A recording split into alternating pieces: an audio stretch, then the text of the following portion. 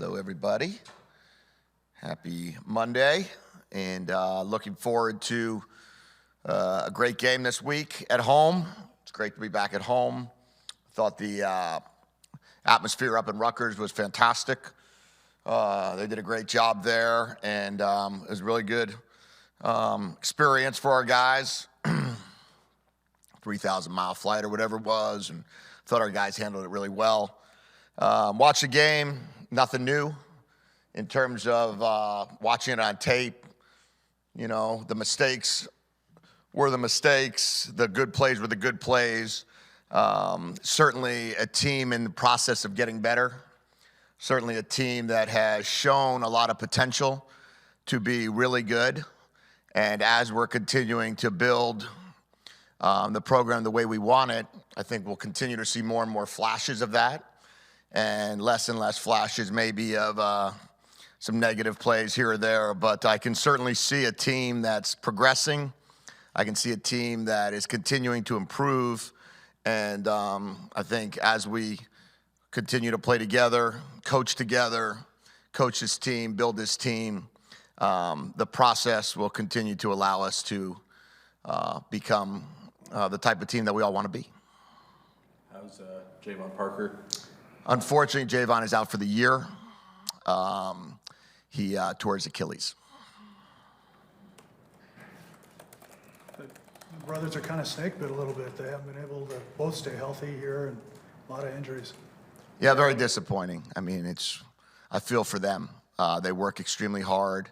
They come in with a great attitude every day. Those are fluke injuries that have occurred, and hopefully, timing-wise, both of those guys will be able to be ready for spring football, would be the hope, and therefore be able to have a really good spring together and then go into the fall both healthy.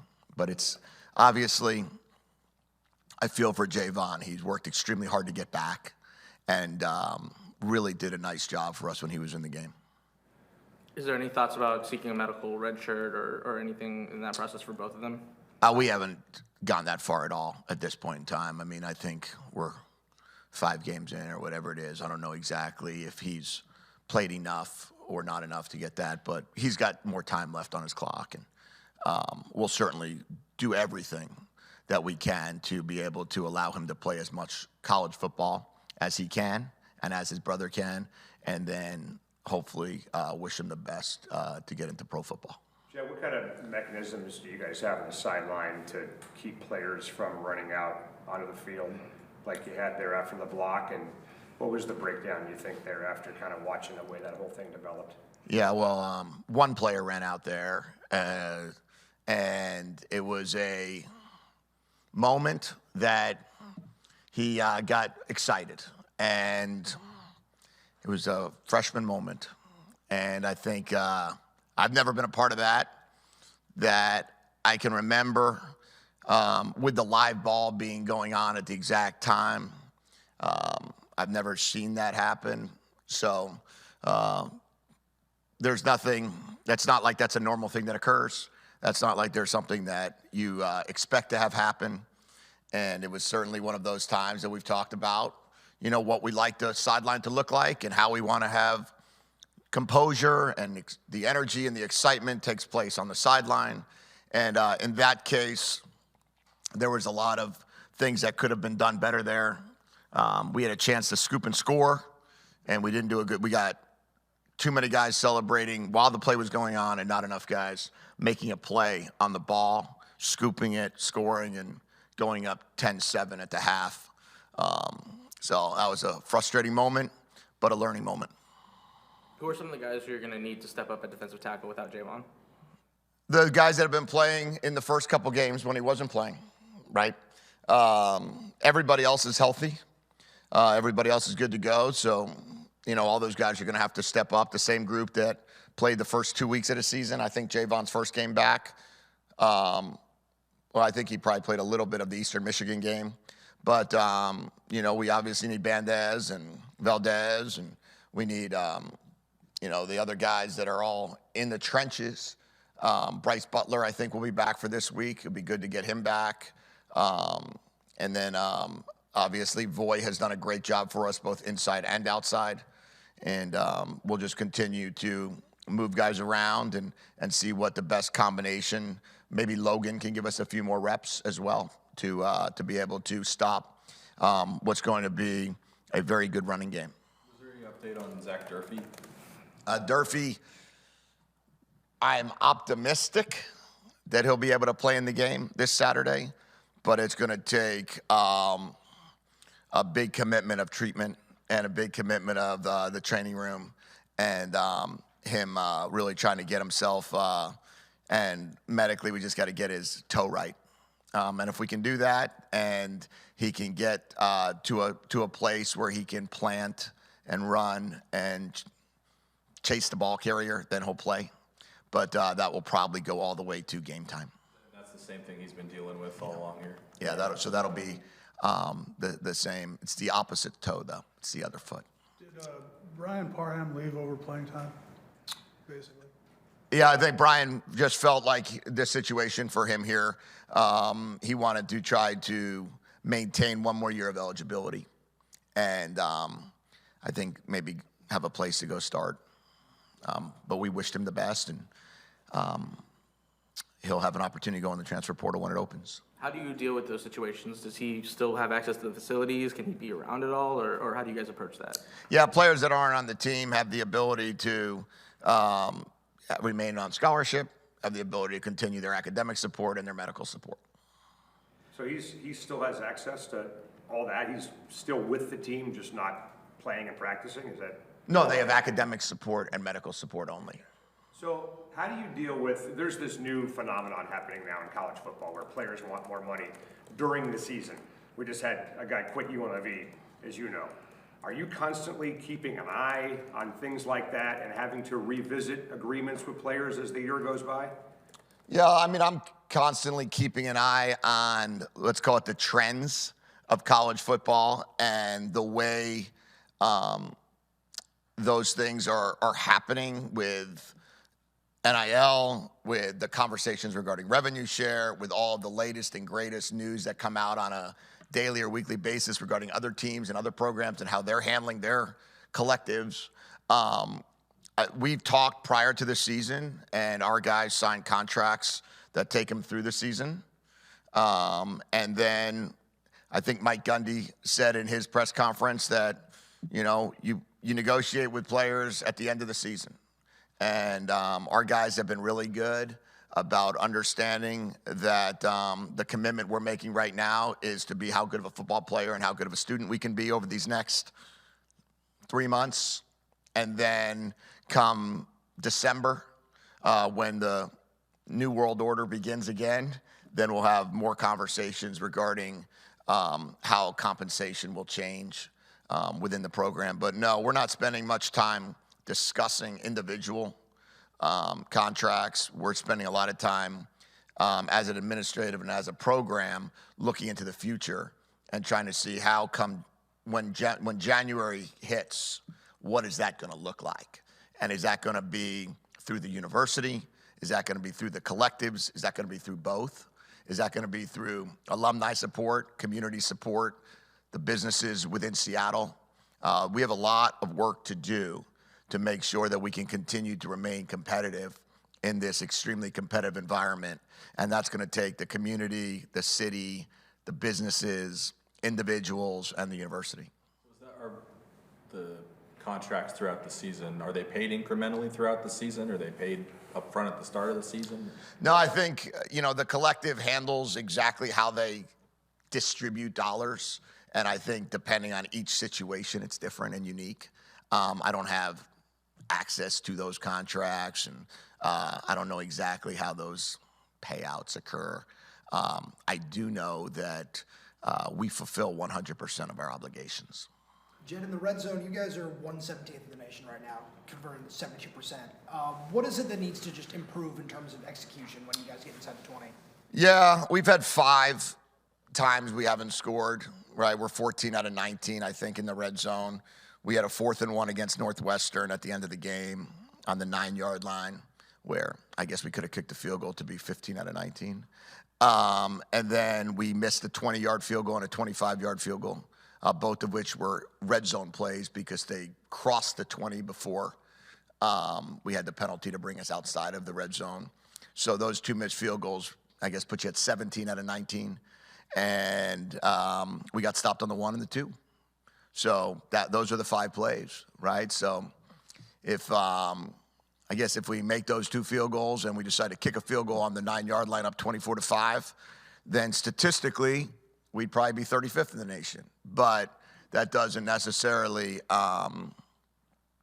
change that we're not focused on trying to continue to get better down there. I'd love us to complete the corner route to Giles. I would love to have called a different play on a 4th and 1.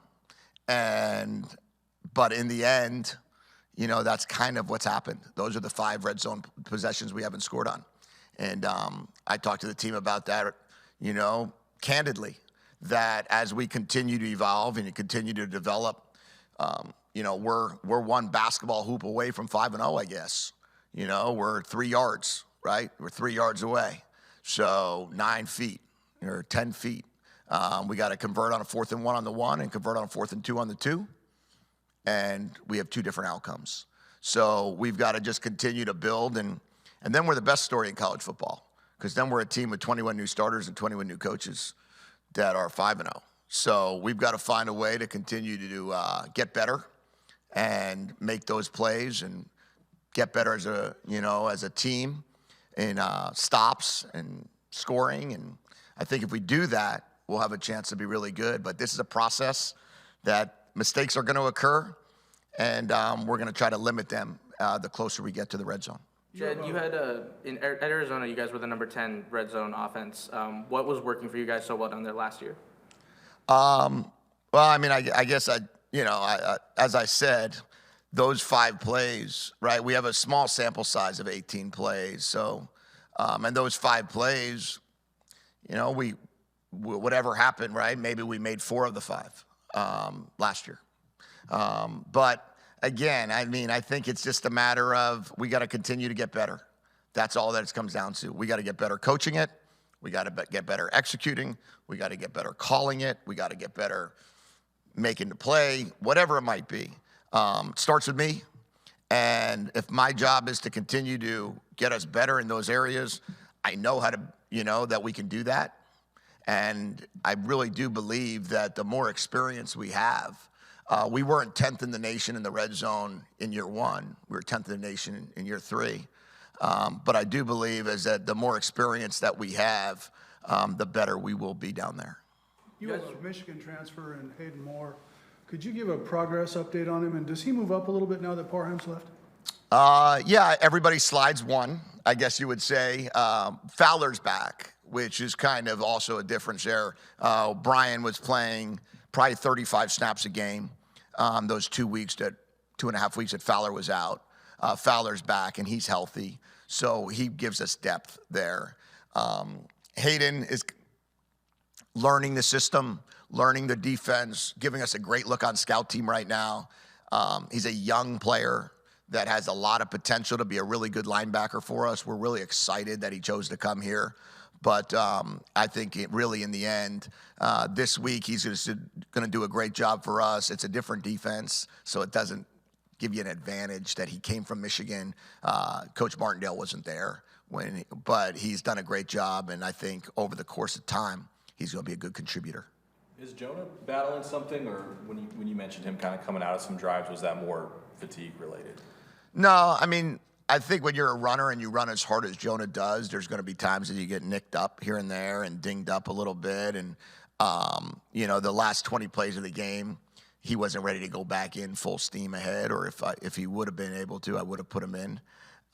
So we're just trying to get him healthy, ready to go, get his lower body ready to go. And I think he will be fine for Saturday, excuse me. But right now, we just needed to settle him down after the, I guess, 50th play of the game.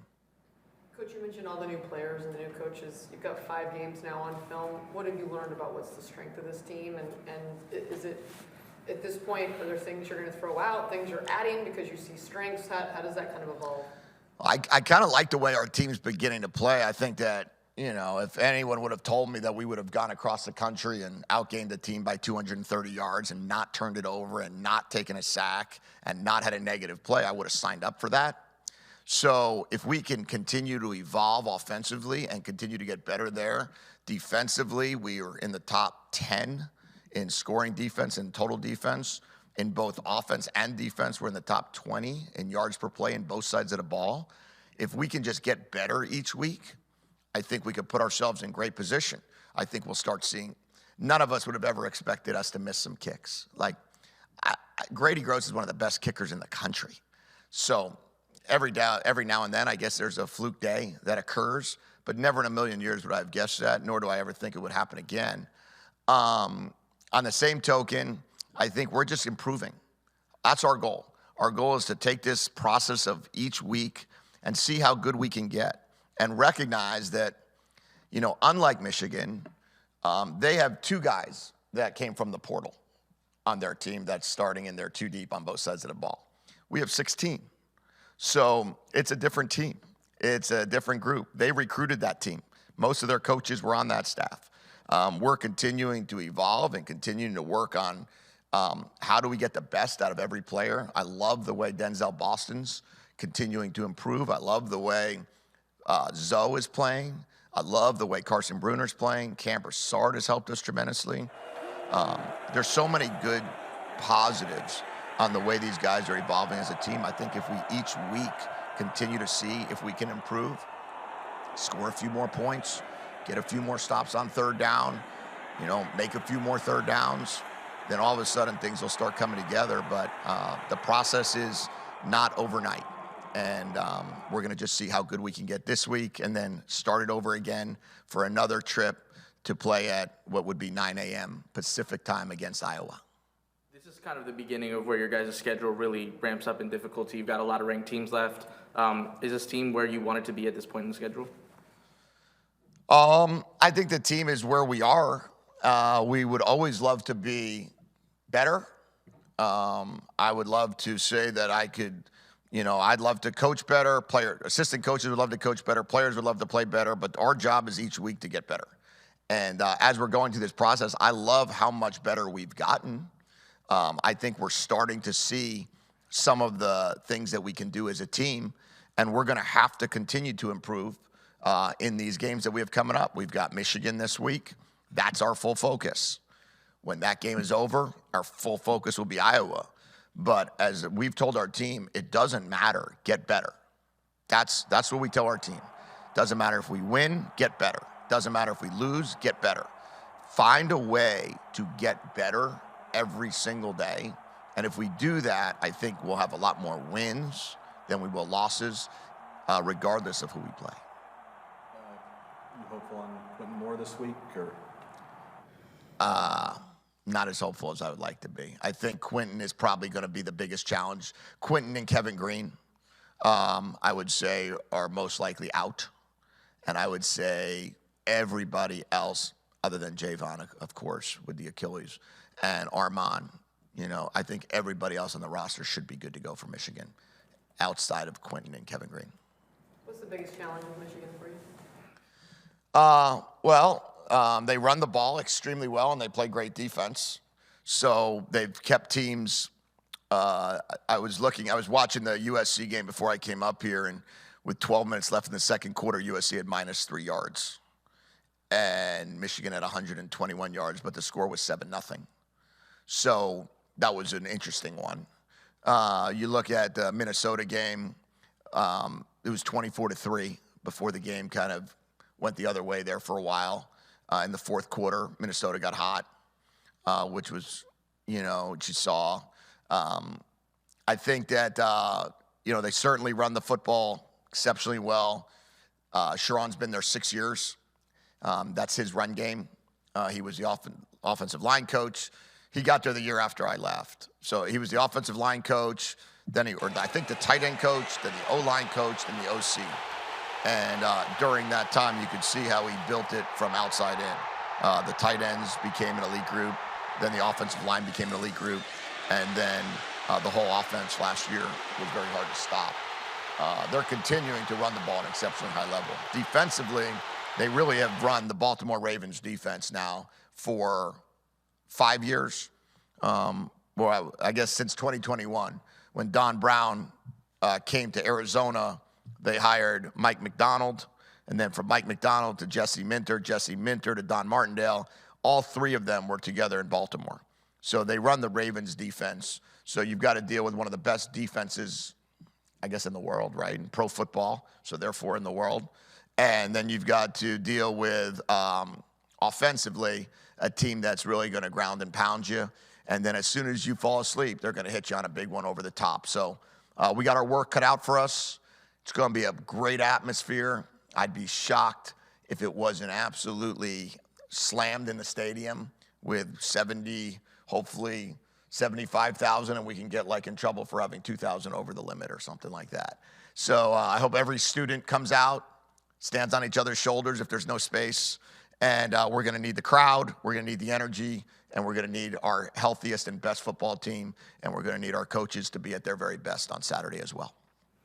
One more real quick red zone question. You guys were second in the country in passing touchdowns last year. What's your just kind of approach to calling runs versus passes in the red zone? What are you looking for? Yeah, you know, usually the best red zone teams run the ball the best down there. You know, that's traditionally how it works. And then you have a chance to hit a play action pass is what we tried to do on the 4th and 2, was a play action pass. And we ran the ball on 1st and 7 on the 7, then 2nd and 3, and we got a yard. They blitzed the safety. But in general, yeah, I'd love to run it in if we could, but there's some issues there if you're outnumbered numbers-wise and you get 2 over 2 or you get 3 over 3 and you have a chance to throw it in, you got to make that play. And, we unfortunately didn't when it was 2 over 2 on 3rd and 4 on the 4, and then we didn't when it was 3 over 3 when it was 4th and 2 on the 2, and really 3 over 3 when it was 3rd and 2 on the 2 when we tried to hit Denzel. So we'll continue to improve on it. We'll continue to get better at it.